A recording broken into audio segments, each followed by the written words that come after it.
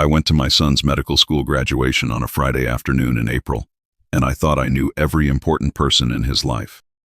I had driven 4 hours from Knoxville to Nashville alone because my wife Sandra said she couldn't make it. A client emergency, she told me over the phone the night before. She was a senior partner at her law firm by then, had been for 11 years, and client emergencies were part of the landscape of our marriage. The way weather was part of Tennessee. You didn't like it, but you learned to accept it. My son Daniel was graduating top of his class. 32 years old, about to begin his residency at Vanderbilt. I had his grandmother's old watch in my jacket pocket, the one my own father had given me when I finished my service, the one I had been saving to give Daniel on exactly this kind of day.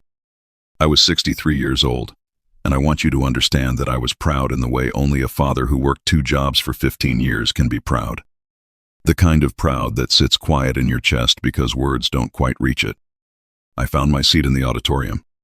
I was in the family section, row 7, with a paper program in my hand and a camera I barely knew how to use around my neck. The woman next to me was saving a seat. She had a corsage on her wrist and kept checking the door. I introduced myself. I said I was Daniel Whitfield's father, drove up from Knoxville, wife couldn't make it due to work. She smiled politely and said her daughter was graduating too, class of 2026, and weren't we lucky to have such accomplished children. I agreed. I watched the door. About 10 minutes before the ceremony began, I saw Sandra walk in. She was wearing the blue dress I had bought her for our anniversary 2 years before. Her hair was done the way she wore it to important events, pulled back, elegant. She was laughing at something the man beside her had just said. He was about 50, broad-shouldered, silver at his temples. He had his hand at the small of her back in that particular way, not possessive, just familiar. The way you touch someone when touching them is as natural as breathing. I sat very still. She hadn't seen me yet. They found seats 3 rows ahead and to my left. He helped her with her coat. She leaned toward him and said something close to his ear, and he smiled. The woman beside me was still watching the door. I turned my face forward and looked at the stage. The ceremony began. When Daniel's name was called, I stood and I clapped, and I saw Sandra stand too, 3 rows ahead, and the man beside her stood and clapped as well, enthusiastic, like a man who had earned the right to be there. Daniel walked across that stage and I watched his face scan the auditorium. He found me. He raised his diploma slightly in my direction. He found his mother, and his expression changed in a way I cannot fully describe. Not surprise exactly. Something more like the careful blankness of a person managing information. He did not look at the man beside Sandra. After the ceremony, in the reception hall, I walked through the crowd slowly. I wasn't rushing. I have learned in 63 years that the truth does not require you to chase it. It comes. I found Daniel near the refreshment table with 2 of his classmates. I hugged him. I held on longer than usual and he let me. I pressed the watch into his hand and told him his grandfather would have been so proud he couldn't have stood it, and Daniel's eyes went bright for a moment before he collected himself the way young doctors learn to do. Then Sandra appeared at his side. She kissed his cheek. She said she was so proud of him, couldn't have missed this for the world. I looked at her. She looked at me and the color shifted in her face, barely, the way a cloud moves across the sun. You almost miss it if you're not paying attention. I said, "Hello, Sandra." She said, "Richard, I didn't know you were coming." I told her I had driven 4 hours to watch our son graduate from medical school. Of course I was coming. The man was not with her now. She had left him somewhere in the crowd, I assumed, or he had excused himself with the practiced discretion of someone who has done it before. I didn't make a scene. I want to be clear about that. Not because I was afraid or weak, but because this was Daniel's day, and 32 years of my son's life had led to this reception hall, and I was not going to leave a wound in it. We stood together for photographs. Daniel in the middle, Sandra on his left, me on his right. We smiled. A classmate took the picture on my phone.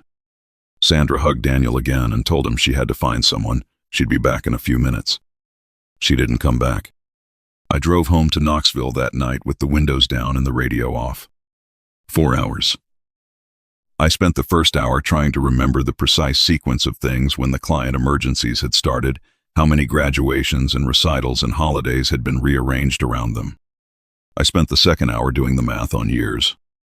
I spent the third hour understanding that the math had been there for a long time and I had simply declined to add it up. The fourth hour I just drove. Sandra and I had been married for 34 years. We met when I was 28, when I had just come back from my second deployment and was studying accounting on the GI Bill, and she was in her second year of law school. She was sharp and funny, and she had a laugh that changed the temperature of a room.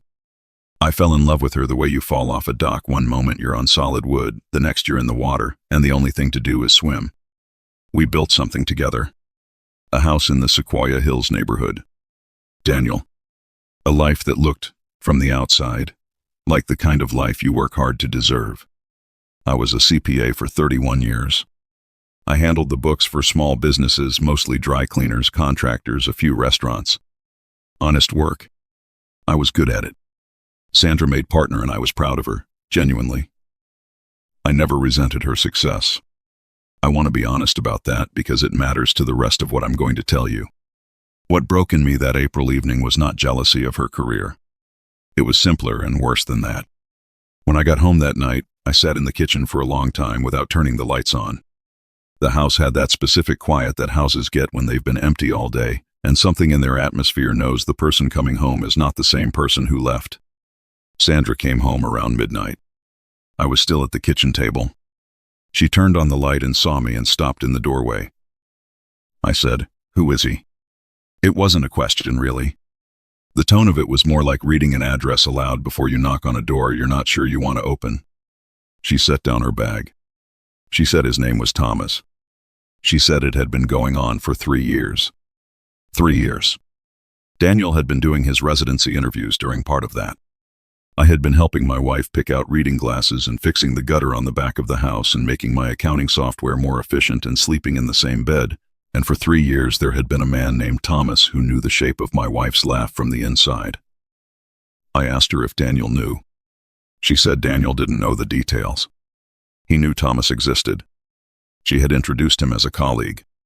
I thought about my son's face when he found her in the crowd. That careful blankness.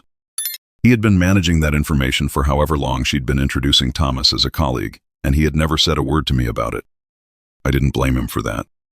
There is no good way to hand your father something that will break him. I asked her why she had come to the graduation. She said because Daniel is my son and I wasn't going to miss his graduation. I said, "You told me you had a client emergency." She said she had changed her plans. I looked at her for a long time. 34 years of a face. I knew the way her jaw set when she was defensive.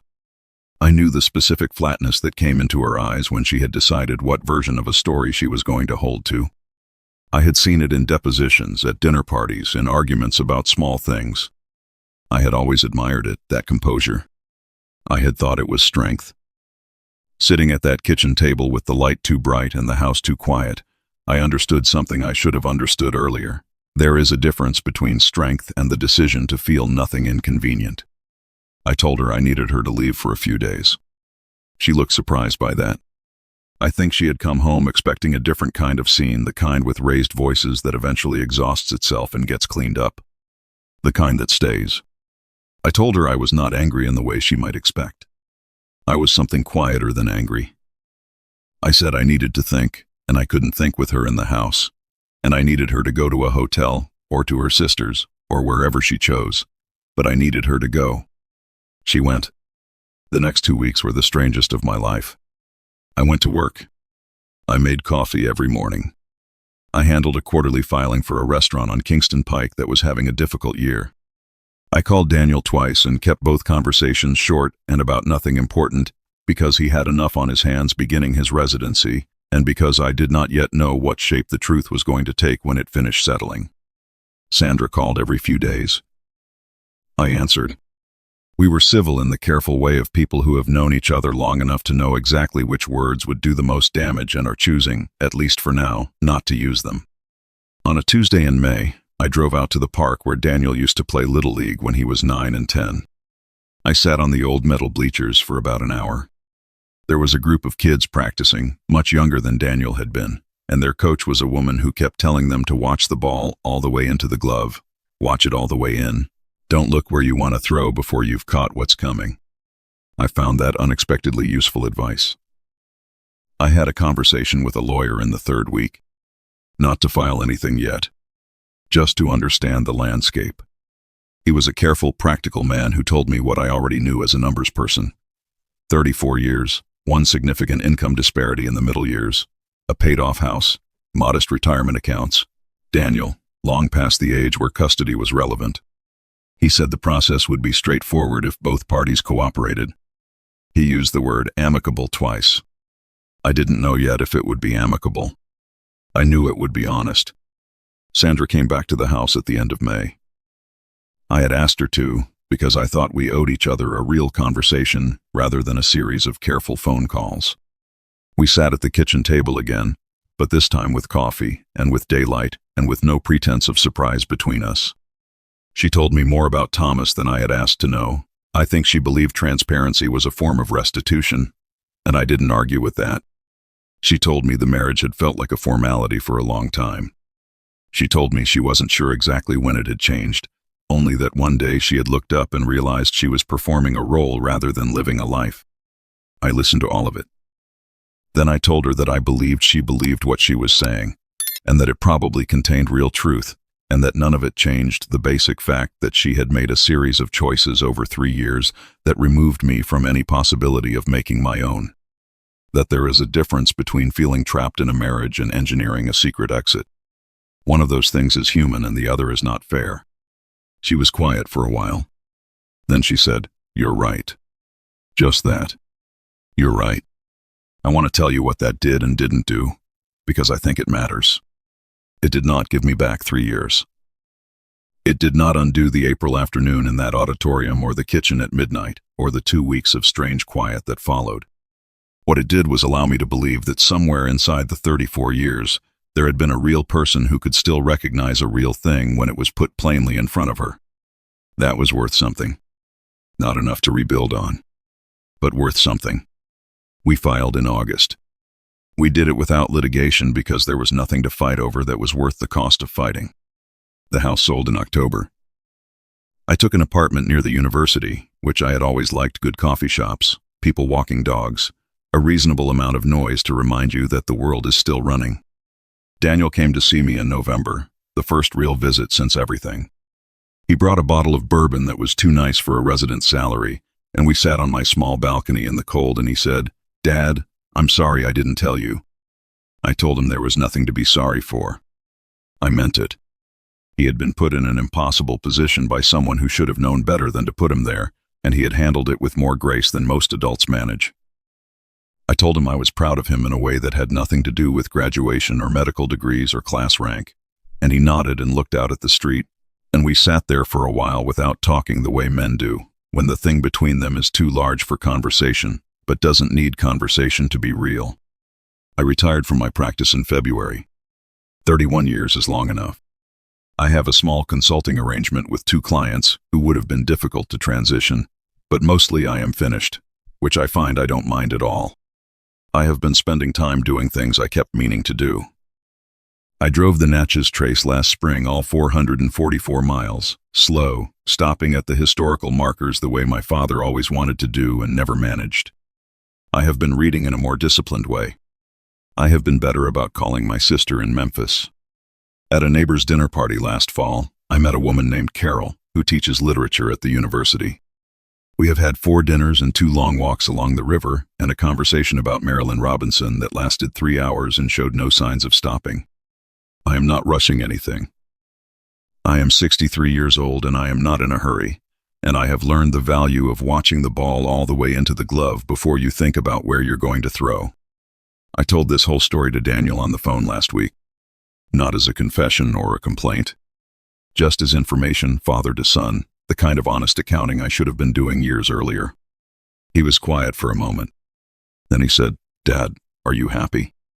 I considered the question the way I used to consider a set of books that wasn't balancing carefully, without rushing, looking at the actual numbers rather than the number I expected to find. I told him I thought I was getting there. He said, "That's enough." That's plenty. I think he's right. I have no interest in bitterness. Bitterness is a way of staying inside a house after the lease has ended, insisting the rooms still belong to you, watching the new paint go up and calling it a grievance. I gave 34 years to that marriage. I gave them honestly, and I would give them the same way again because I was the kind of man I was, and I don't regret being that man. What I regret is the years I spent not asking the questions that were sitting quietly in front of me, arranged in plain sight, waiting for me to do the addition. I know how to do addition. I've known since I was 7 years old. Next time, I'll count sooner. If any of what I've said tonight feels familiar to you, if you recognize something in the careful quiet of a kitchen late at night, or in a face in a crowd that doesn't know you're watching, I want you to know something. You are not slow. You are not stupid. You are not weak. You are a person who chose to believe in the thing you built. There is no shame in that. The shame belongs somewhere else. I'm 63 years old and I live in a good apartment near a university, and my son is a doctor, and I drove the Natchez Trace in April with the windows down. I have a watch on my wrist that my grandfather wore. That is not a bad life. That is, in fact, a very good one. Losing someone you trusted doesn't mean you were foolish to trust. It means you loved with your whole self, and that is never something to be ashamed of. Richard drove the Natchez Trace with the windows down, sat on cold bleachers watching children learn to catch, and found his way back to a life that was genuinely his. The quiet courage it takes to start over after 60, that's not a consolation prize. That's a second chance, earned. A small note for our listeners. This story was imagined and crafted by AI, created to bring you an hour of meaningful entertainment, and, hopefully, a thought or two worth carrying with you into your own day.